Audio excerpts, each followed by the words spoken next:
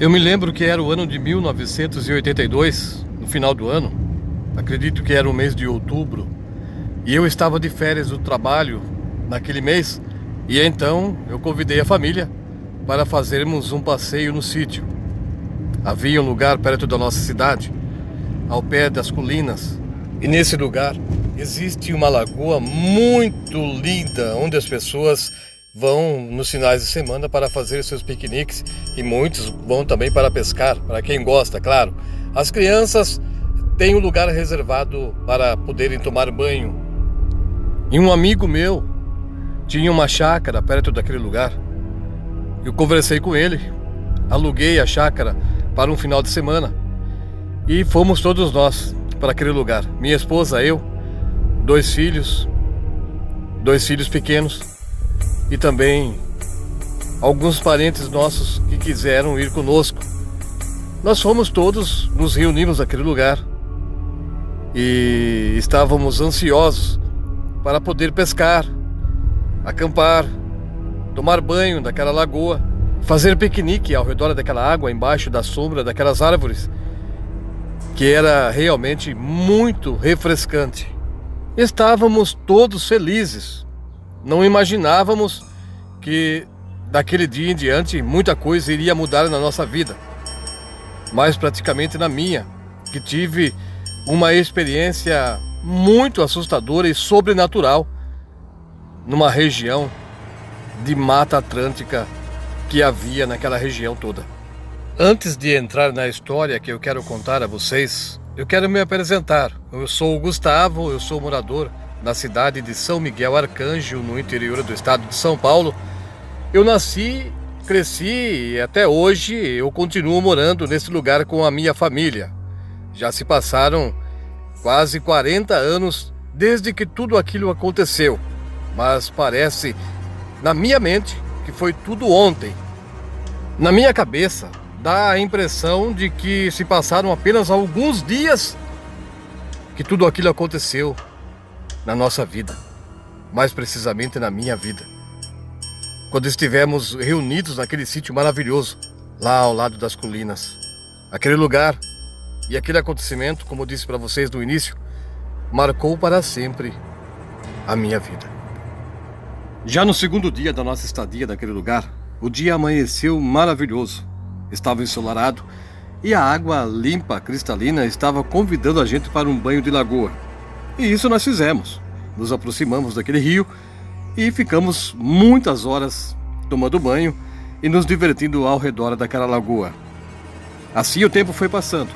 Não me lembro exatamente quantas horas nós ficamos ao redor daquele rio. E até nos esquecemos das crianças que estavam brincando na casa. Enfim, era um lugar seguro, tranquilo, não tinha com o que se preocupar. Mas sabe como que é o sentimento de mãe? Teve um momento que a minha esposa se lembrou das crianças e ela ficou muito agitada. Ela falou para mim: preciso ir embora, as crianças, meu Deus, esquecemos dela. Ela pegou a toalha, pegou o chapéu e começou a ir na direção da casa. A casa não ficava muito longe, ficava mais ou menos uns 200 metros de onde estávamos reunidos ali perto do rio. Eu até brinquei com a minha esposa: fique tranquila, elas estão bem. Ali é um lugar seguro, não tem com o que se preocupar. Ela não deu ouvidos e foi até a casa. Alguns minutos depois, eu vi a minha esposa agitada correndo ao redor da casa, chamando o nome das crianças. Naquele momento eu também comecei a ficar preocupado. Eu me levantei de onde estava sentado, lá na grama, e fui até ela. Chegando lá, ela disse que as crianças não estavam na casa. Eu comecei a chamar pelo nome dos nossos dois filhos. Era um menino e uma menina. Nós fomos correndo ao redor da casa, rodeamos todo o quintal, chamando pelas crianças, mas não havia resposta. A preocupação só aumentava. Nenhuma criança respondia. Eu me lembro que naquele momento o meu cunhado chegou até nós também. Ele chegou com um carro, ele, a esposa dele e alguns filhos. Eu comentei a ele o que aconteceu e rapidamente ele me convidou para sairmos e entrarmos no mato para procurar as crianças. E assim nós fizemos. Eu estava com uma bermuda, vesti minha roupa e peguei um facão para poder limpar o caminho. E fomos nós dois, eu e ele. Entramos no mato, em busca dos meus filhos. E pelos caminhos por onde a gente passava, a gente ia gritando o nome das crianças. Ninguém respondia. Numa certa distância, o meu cunhado teve a ideia da gente nos separar. Eu fui para um lado, ele foi para o outro. E eu me lembro que eu caminhei muito. Eu já estava cansado depois de algumas horas. Mas eu não podia desistir. Eu estava muito preocupado, cada vez mais desesperado com o sumiço dos meus filhos. E eu precisava encontrá-los de uma forma ou de outra. Eu continuei então caminhando no meio daquele mato. Por eu ter saído rápido lá da casa, eu esqueci de pegar o meu relógio. Eu já havia andado muito, já estava cansado. Eu não tinha nem noção de que horas poderiam ser aquele momento. Eu andei mais um pouco e encontrei um grupo de caçadores que estavam retornando para suas casas. Eu parei para conversar com eles e perguntei se eles, por acaso, tinham visto duas crianças caminhando ali no meio do mato. Eles me responderam que não. E um daqueles homens, estava carregando um rádio de pilha. E o rádio estava ligado. E nós ouvimos uma notícia sendo transmitida de que estava acontecendo uma grande perseguição policial na cidade, porque houve roubo de veículos e a polícia estava perseguindo os bandidos. Até o helicóptero foi chamado também para entrar em ação. E nós soubemos, através da notícia sendo informada no rádio, que os bandidos fugiram com o veículo roubado para a direção das colinas onde estávamos acampados. Eles abandonaram o carro numa estrada de terra e entraram no meio do mato. A polícia já estava fazendo a busca na região. Até mesmo o helicóptero, como eu disse, já estava sobrevoando o local, fazendo o mapeamento daquela região. O meu coração quase saiu pela boca quando eu me lembrei do perigo que as minhas crianças poderiam passar se encontrasse com aqueles assaltantes. Um dos caçadores me orientou a voltar para casa, dizendo que seria perigoso ficar sozinho ali no meio do mato durante a noite, e que talvez as minhas crianças já tivessem voltado para a casa onde estávamos hospedados. Algumas horas depois, já era noite e a lua já estava alta no céu. Eu estava extremamente cansado e decidi voltar para casa. Eu não tinha encontrado as crianças. Talvez ela realmente tivesse voltado lá para junto da minha mulher, eu não sei. E o meu coração mandava que eu continuasse ali no meio do mato. Mas estava tudo escuro, eu não tinha lanterna. Eu gritava, chamava por elas e ninguém respondia. Então talvez a minha busca ali naquele mato estivesse sendo em vão. E eu comecei a voltar. Mesmo sem conhecer muito bem a direção, eu fui me orientando pelos galhos que eu cortei com o facão para limpar o caminho, para que eu pudesse passar. E cheguei numa trilha, uma pequena trilha no meio do mato. Eu fui caminhando e poucos minutos depois eu avistei uma luz vindo na minha direção. Eu fiquei preocupado. Poderia ser os bandidos, os assaltantes que estavam fugindo da polícia. Mas também poderia ser os policiais que estavam caminhando ali, ainda fazendo sua busca, procurando por aqueles ladrões de carros. Sem saber o que era, eu me protegi atrás do tronco de uma árvore. Eu fiquei parado ali, enquanto a luz ia se aproximando.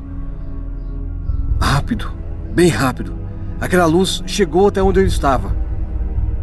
Era uma luz muito forte, uma luz clara. Não era uma luz quente.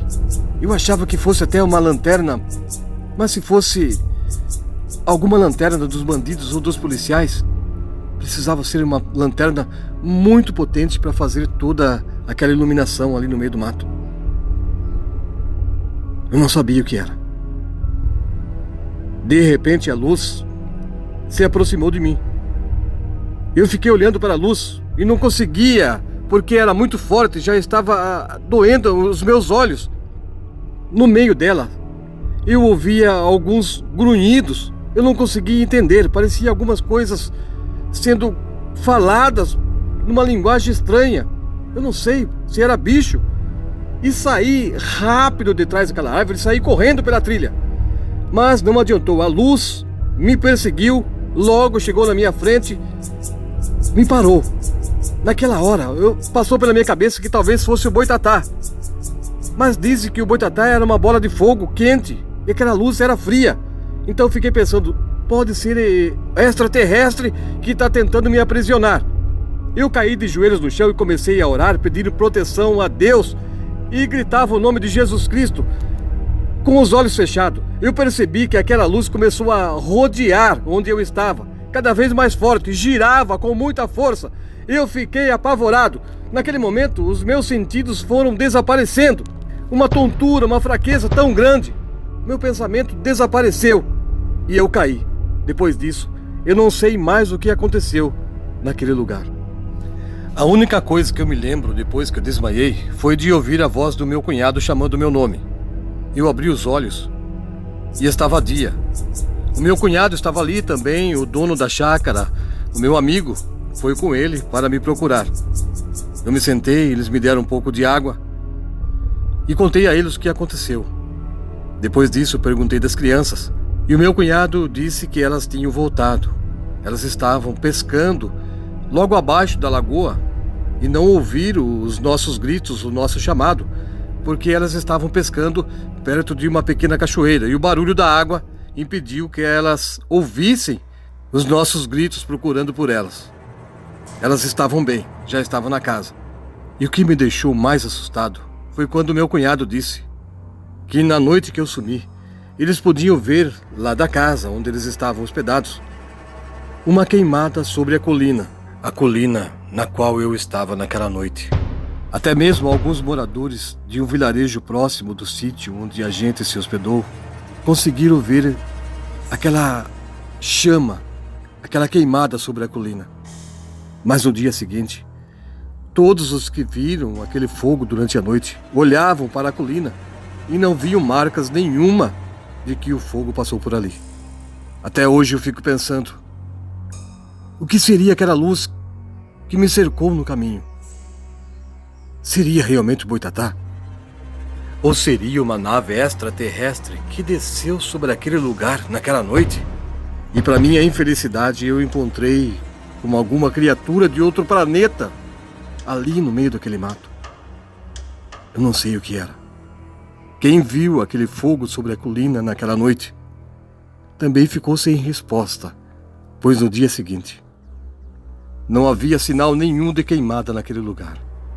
Eu voltei lá para a casa do sítio, feliz porque as crianças estavam bem. Mas esse episódio, esse acontecimento, nunca saiu da minha cabeça. E o levo comigo até hoje. Toda vez que eu me lembro daquela luz me cercando naquele lugar, rodeado de mato, eu sozinho naquela colina, eu tenho calafrios. E muitas vezes eu tenho até pesadelo quando estou dormindo.